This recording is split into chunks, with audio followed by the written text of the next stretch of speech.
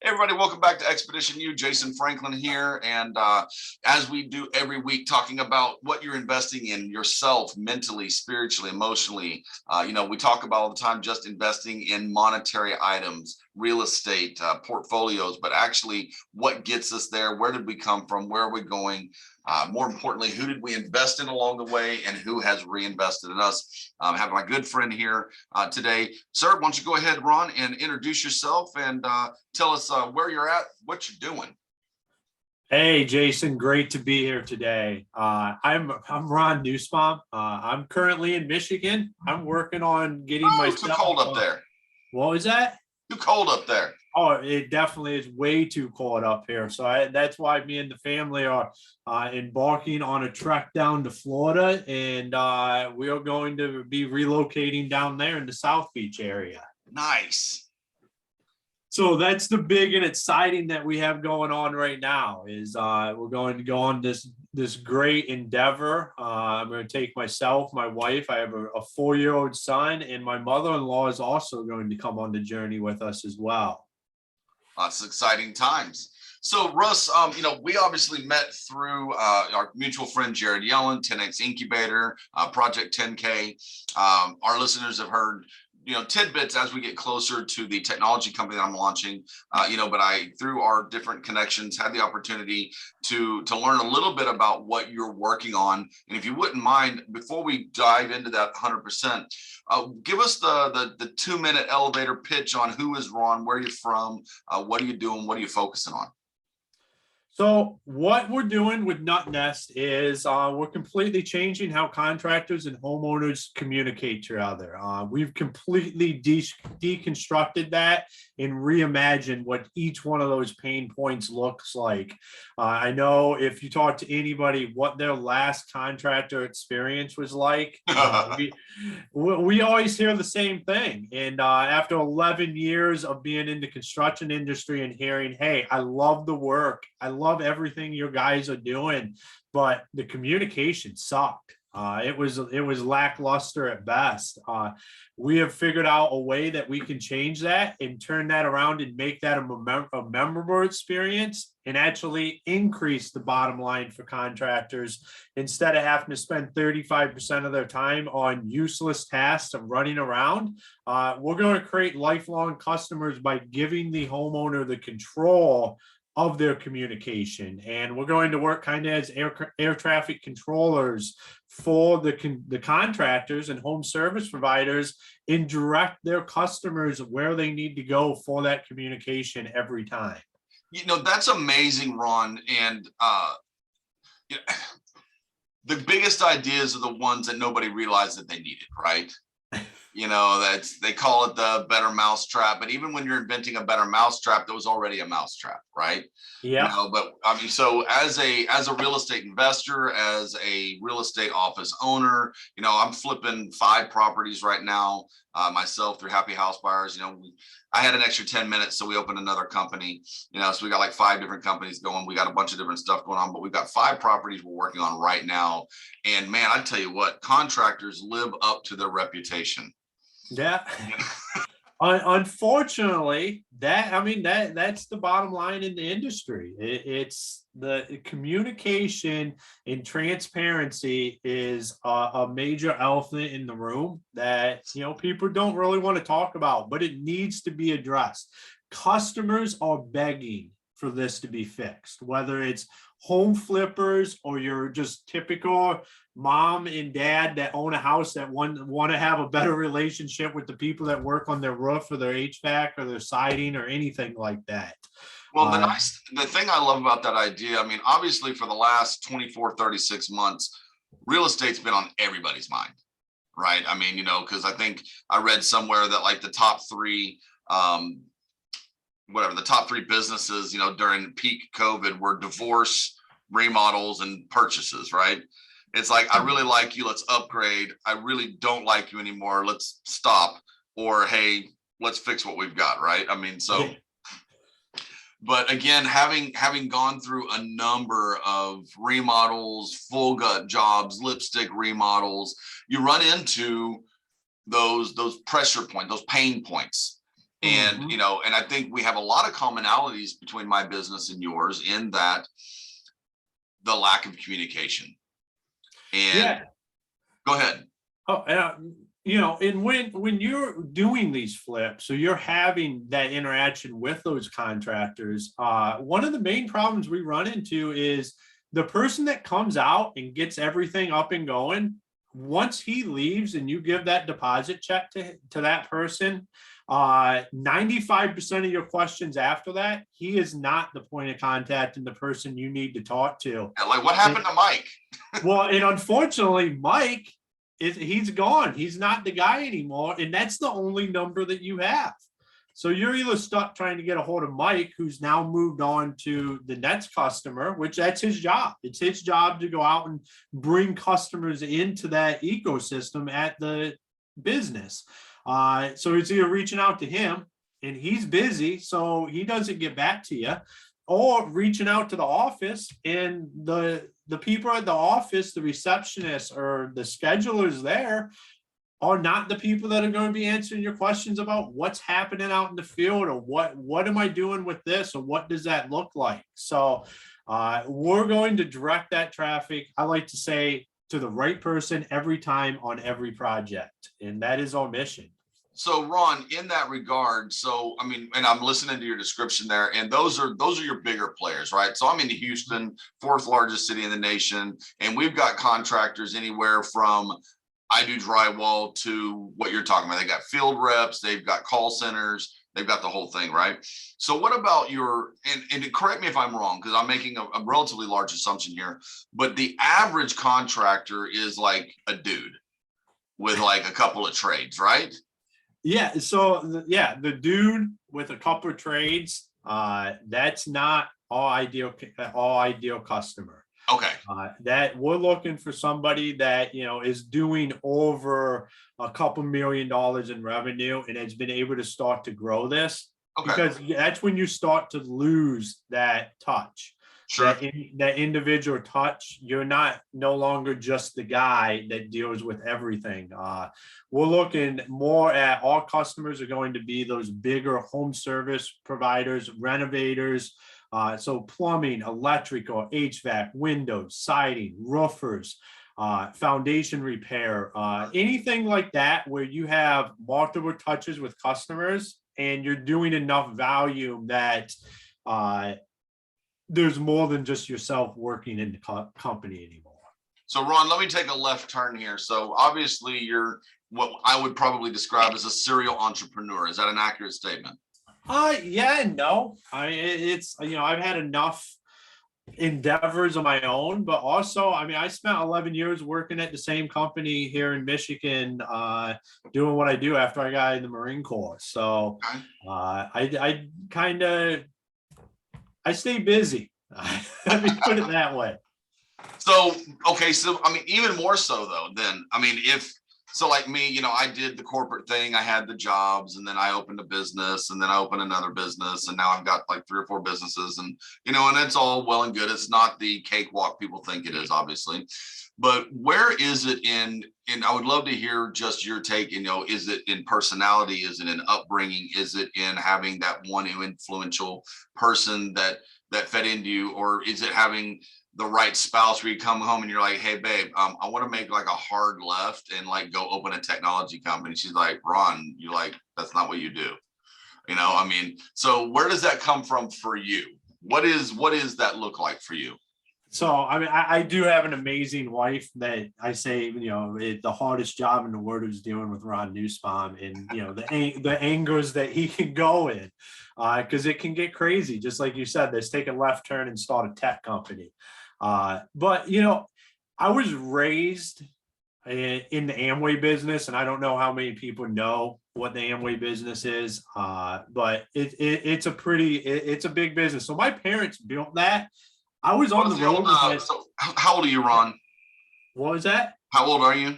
37. Okay, so we're about there, because my parents did the Amway thing for a minute in like the 80s, and it was like they had the ruby, emerald, diamond level Amway people. Yeah, I remember all that.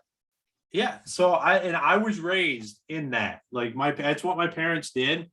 They ran a self-storage facility and built the Amway business. Nice. So I was raised around self-development, going to conferences, being on the road with my dad, listening to tapes, books on tape all the time, just constantly getting better and better.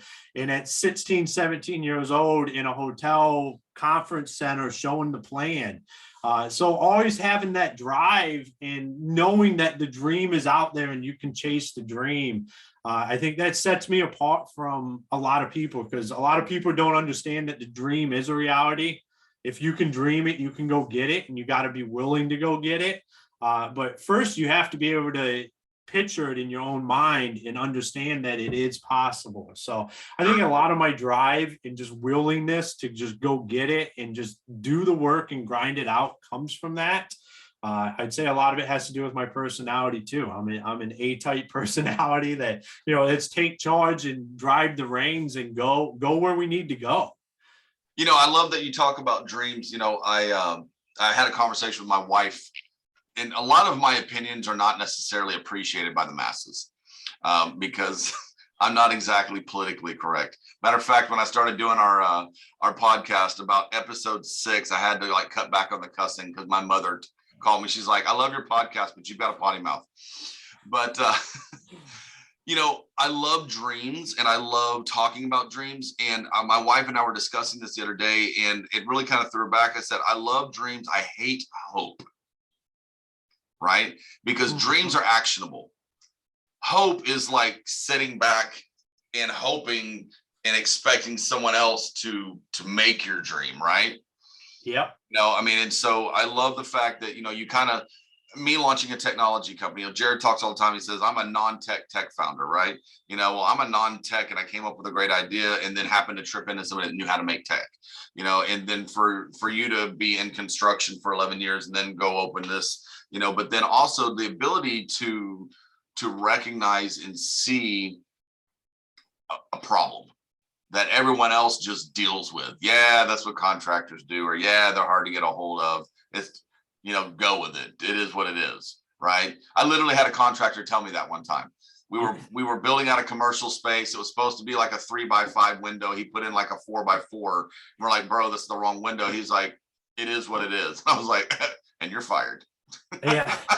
It's not you, and it's sad that is what the standard is. Yeah. I think one of the biggest batters that we face is having contractors understand that this is what their customers want and this is what they're begging for. Because at the end of the day, right now, business is good. They could easily just, say, hey, screw the customer.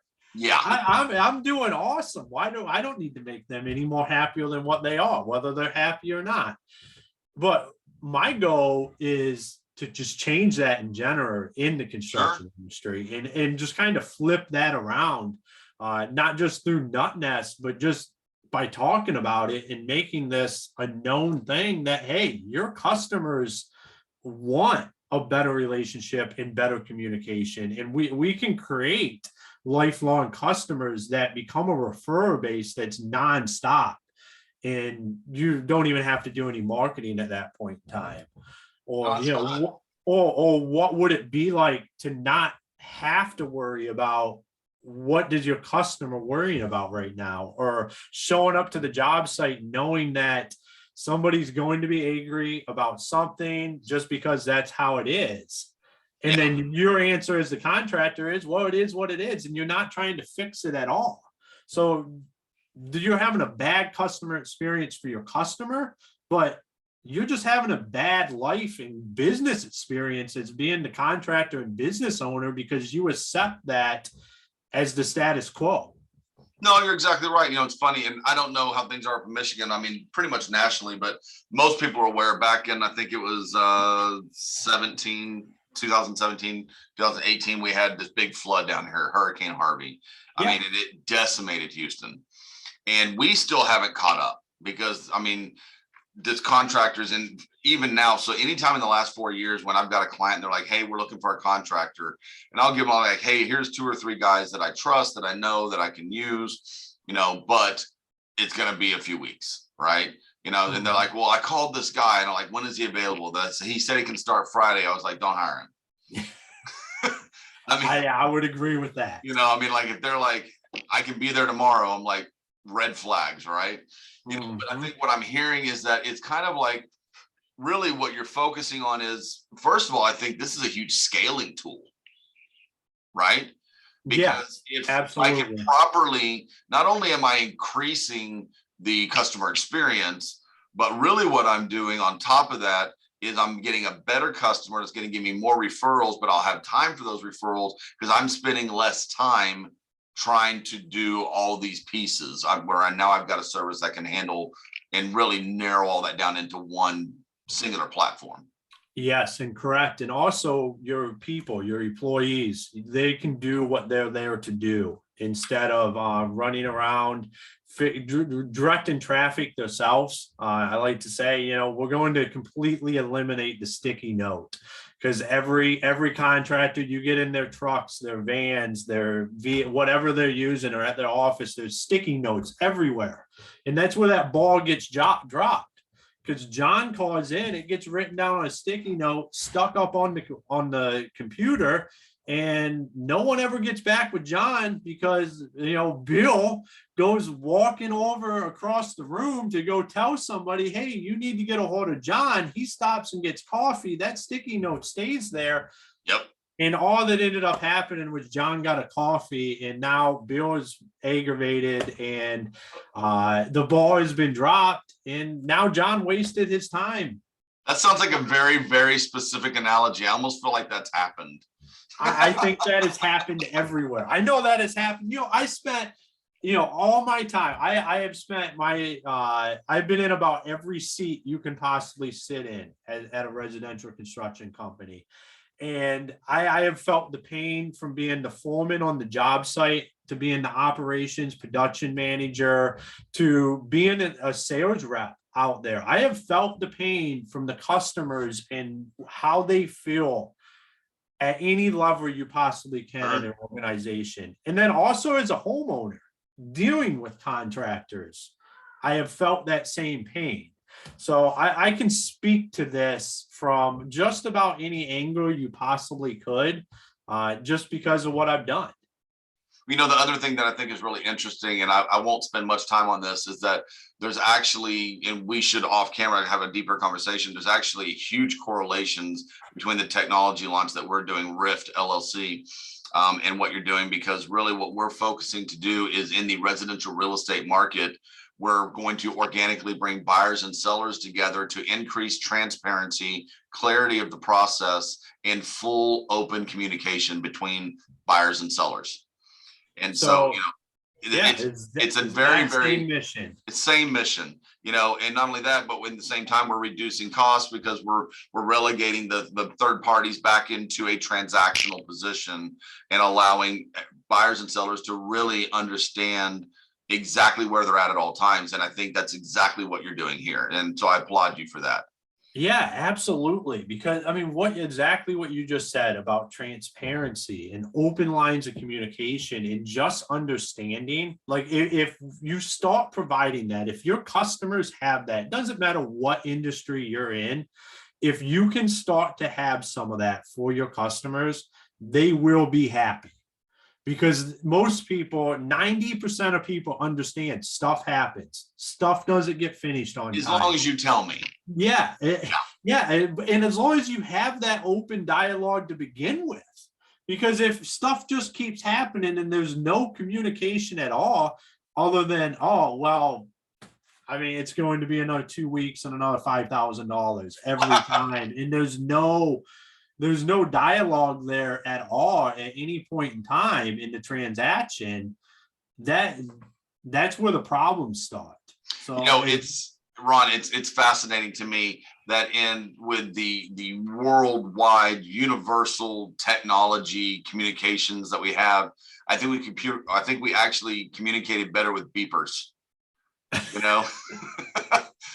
Just the communication skills have become so much more secular and degraded because everybody spends so much time in technology, that I really love the fact that we're bringing technology into a position to bring back the communication.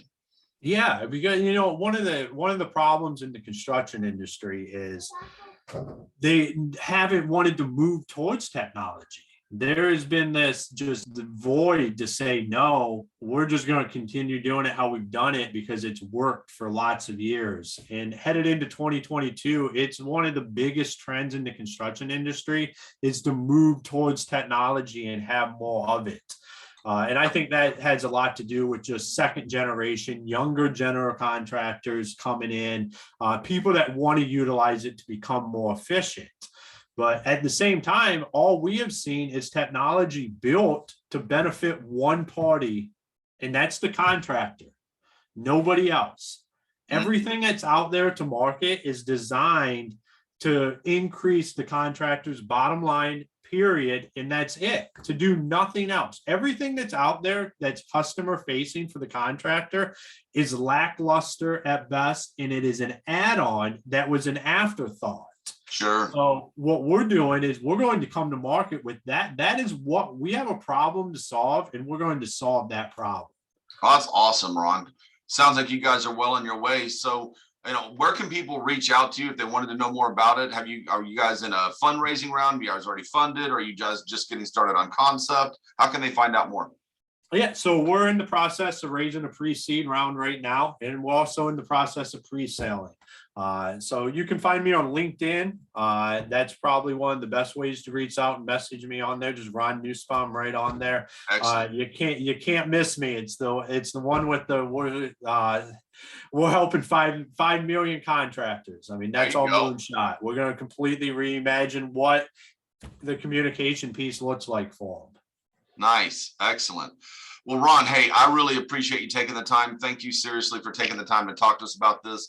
Again, like I had mentioned, our main goal here at Expedition U is to get to know everybody's got a story. Everybody's got a place they're coming from. Everybody's got a place they're going. And somewhere, somebody in one of our viewership needs to hear what you're working on, whether it's a contractor who's going to get really excited, or if it's somebody that's got an idea that they just, don't have the chutzpah as of yet to go out and pull that trigger, and they can see that, it doesn't matter. I come from real estate. You come from construction. We've got people that come from, family healthcare. They come from, all these different facets of life. And it's nice to see other people out there that can keep us all motivated and going in the right direction. Absolutely. All it does is take action. That's all that matters. Excellent. Fantastic. You have to be willing to take action. Awesome. Well, Ron, I appreciate it, sir. And everybody, make sure that you hit the subscribe button below, and make sure you tune back in every week. We've got several new big interviews coming up. Matter of fact, Jared Young, we just referred to, got his podcast dropping this Friday. He is the co-founder of Project 10K and the 10X Incubator with Grant Cardone. Ron, last time, really appreciate you being here, sir. Thank you for having me. I appreciate it. Anytime. All right, everybody, have a great day. Yep, you too.